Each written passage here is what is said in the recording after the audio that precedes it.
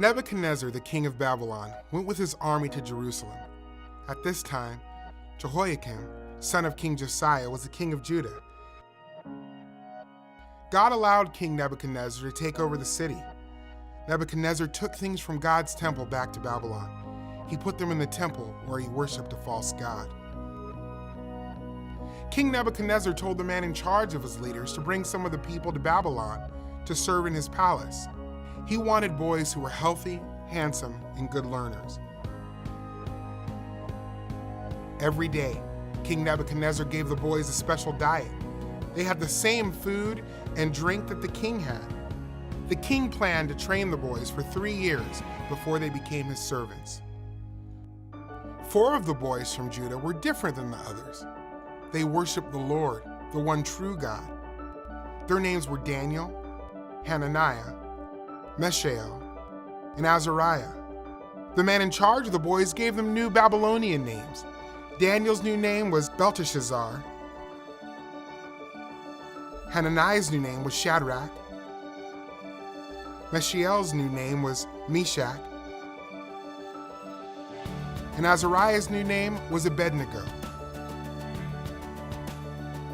Even though they weren't in Judah anymore, Daniel still wanted to obey God.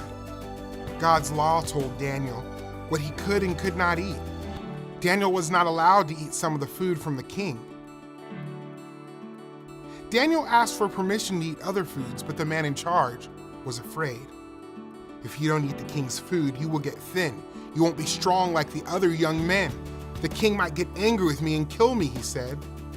Daniel said, "Try this for 10 days. Let us eat only vegetables and let us drink only water. Then see if we are healthier than the other young men." The guard agreed to change their diet for 10 days. At the end of 10 days, Daniel and his friends looked healthier than the young men who had eaten the king's food. After that, the guard allowed Daniel and his friends to keep drinking water and eating vegetables. God was happy that Daniel obeyed him. God blessed Daniel and his friends. He made them wise and smart. When their 3 years of training was over, Daniel and his friends stood before the king. The king talked to them and saw that they were smarter and stronger than all the other young men. They were even smarter than the wise men who worked for the king. Daniel stayed and served the king for many years.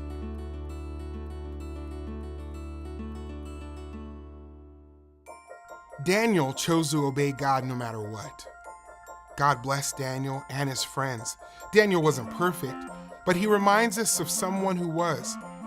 Jesus obeyed God perfectly, and he always pleases God. We please God when we trust in Jesus.